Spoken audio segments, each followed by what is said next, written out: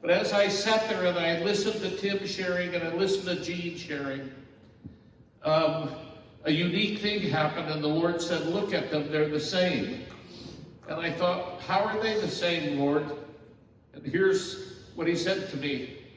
He said, I have brought them here together today in the same place for everybody else in the room. I said, why?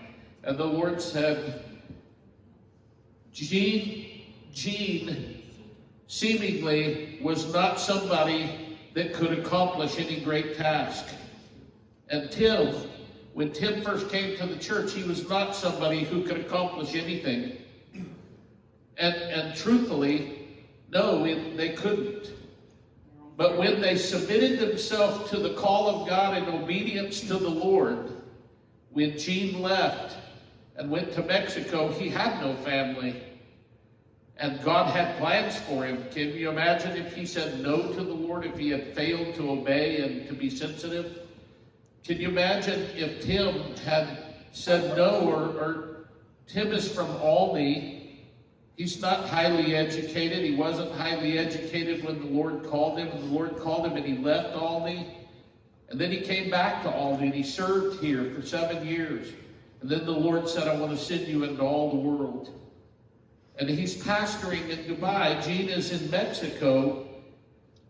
But here's the way that they're so the same. They're just like every one of you sitting in this room.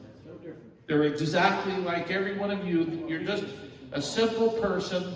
But if you will allow yourself to be obedient to the Spirit of the Lord, you will see God move in a way that will blow your mind.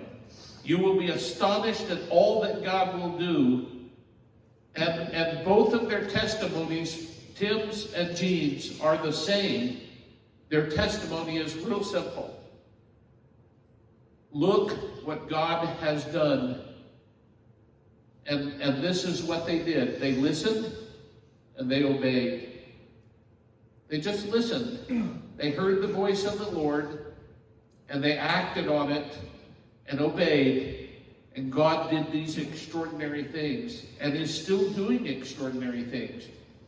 And that is astonishing. And every one of you, maybe you will never go to Mexico, and maybe you will never go to Dubai. But my admonition to Tim so many years ago was, Tim, it's not about the masses. It's about the one. And if you can't learn to teach the one and share with the one, you can never share with the masses. And so Tim took it to heart and he began to share with the one at a time. And now he's sharing with thousands and with 100 nations. Gene is sharing. While he was sharing, he was talking about Chiapas, Mexico. And many years ago, Chiapas had a lot of uprising and difficulty because of the Native American tribes in Chiapas.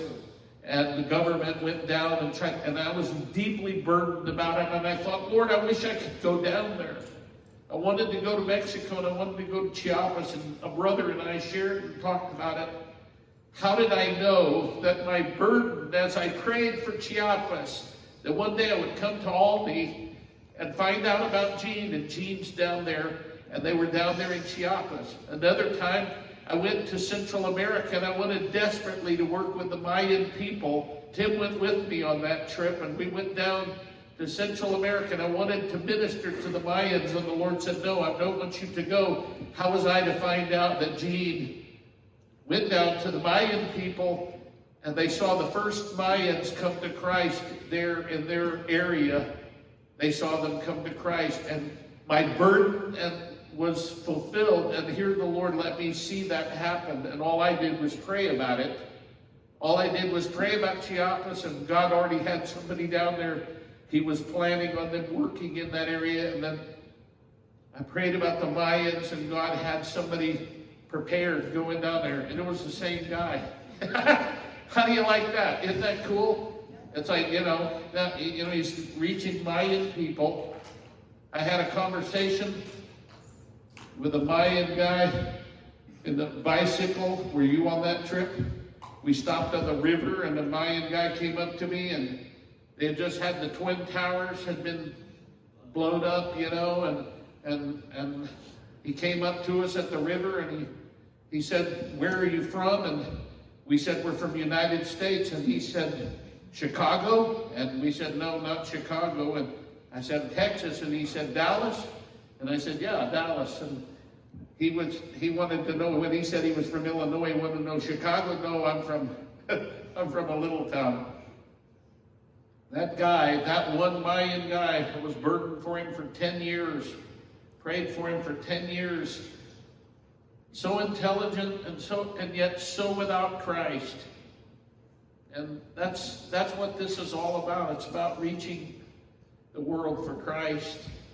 And we've had the privilege to see the prophecies that were given to this church are being fulfilled, that this church would be used in all of the world. And that, I look at our church, I think that's not even possible.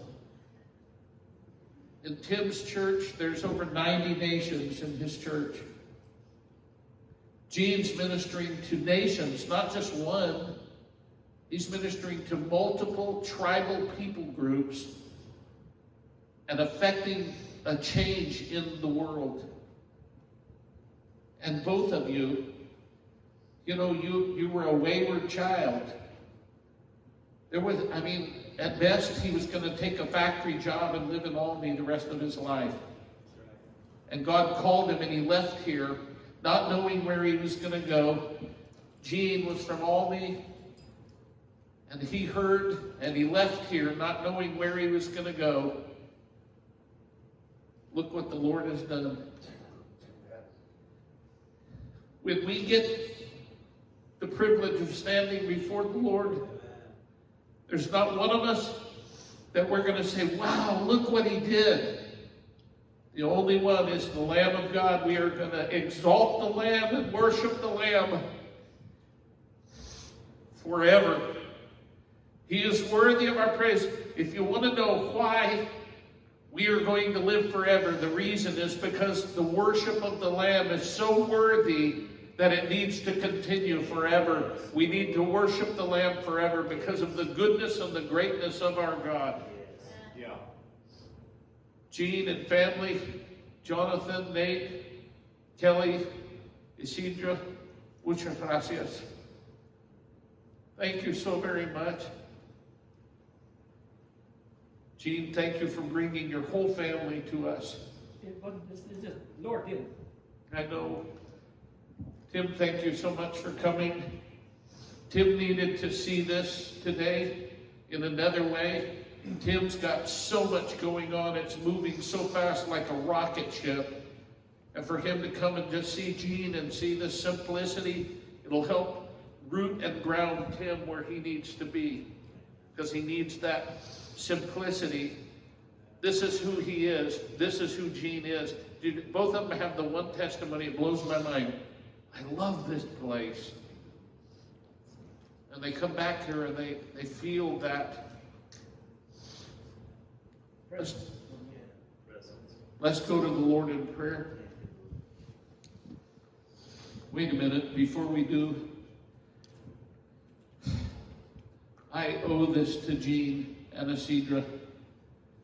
I have shared with all of you, so any of you all have heard this, please bear with me. Gene, when I gave you that truck, about 40 days before you came 4 years ago, the Lord spoke to me and said, you're going to need to give your new truck to Gene. I had saved for a long time to purchase it because I was trying to purchase ourselves a new vehicle that would be a little nicer and we'd be able to ride in it. The Lord said, you're going to need to give it to Gene. And I said, Lord, okay. And then you came and I said, how's your vehicle, Gene? He said, oh, that's great. And we just got it worked on, spent money on it. It's working fine. And then he said, a few days later, hey, something's wrong with my transmission. So we took it down to the transmission shop. Merrill worked on it, checked it out. And he said, Mike, the truck is not worth the transmission price. You don't want to put a new transmission in that. And so that's what I need to know. So I asked Gene, I said, Gene, what kind of vehicle would you replace it with? And I thought he was going to say, I need a big Suburban, but he didn't say that. He said, I'd like to get one small like that one, the same size, and that. I thought, well, I was testing whether the Lord really had spoken to me, because I got to be sure of that. So anyway, I needed a big Suburban. Yeah. Anyway, so Gene says to me, so I said, well, okay, let's go around and we'll look at car lots. And he and I drove around, looked for car, and couldn't find the car and everything. You didn't know this story. This is the backstory, Gene. And you didn't know that I was testing all the time the word of the Lord. You were the test. And so anyway, we went around, looked at all the car lots and everything, and he couldn't find anything even close to what he needed. While his car was broke down, I had him use my Suburban. So one day he came over to the Elm Street Church. We were still building on that, and he came over there and he said, well, how you doing? What's going on? Because they were staying right next door in that house there, and so they just walked over. And I said, Gene, I said, I want you to know, I said, if you want that vehicle that you're using right now, I want to give it to you. He said, well, let me talk to my wife and let us discuss it and see. And I said, now, if you want to get another vehicle, I'm going to help you do that. But if you want that big one, you can have it. So he prayed about it, and he talked to his wife, and they decided they wanted it. And they thought it would be good. It was a 4-wheel drive, and we'd work in the mountains and stuff. And so they thought it might be a real blessing. And they could carry around a lot more people. So you said yes, you wanted it. And I was like, okay. Now, for those of you that don't remember, I paid $12,000 for that cash over in Vincennes, and it was immaculate. It looked like it had never been ridden in. And then I spent $2,000 on it because something was weird with the front end, and I wanted to fix that. And so I spent about $2,000 over at Merrill's, and so I had $14,000 in that vehicle. And so this is the other part of the story you don't know, the after story. It cost Gene $3,000 to import it into Mexico, give or take. And the Lord helped supply that and got him in there and everything. You heard his testimony. He was floating into Mexico. He floated all the way to. Then his friend gave him $1,000, and they were just getting higher and higher as they flew. And so they basically flew to Mexico when they went the last time. They were so up on the clouds. So, Gene, what I did then after I gave you that car and you left, I was so blessed to see you go in it. But I said to the Lord, and this is how I prayed, this exact prayer. I said, Lord, I don't mind having had to give that truck to Gene and a Cedra. I'm happy to do that. But I said, but I need to know that you have my back. Okay? So that was my prayer. I need to know that you have my back because I had to save for a long time to get the money to be able to pay for that cash. And then, so I didn't go borrow the money. I just saved it, and you know how much harder that is. And then when you give away that's, it's really, I'm giving out of my lack, not out of my abundance. So then, Gene, what happened was, after I prayed that prayer, I need to know that you have my back. About 4 days later, the next week, 4 days later, I get a phone call from Texas. And when the phone call comes from Texas, it's from a company called Journey Construction. If I don't know a phone number, I don't answer the phone. And so I was just about to push the button to end the call, and the Lord says, answer the phone. Sandy's with me. She's like, what are you doing answering it? Because we always send it to voicemail if we don't know the number. And so I'm going to push it. So I push it to talk, and the man says, is this Mike Williams from A&P Construction? I said, yes, it is. But I said, but it just so happens A&P Construction is no longer in existence. He says, I know that. So I said, okay.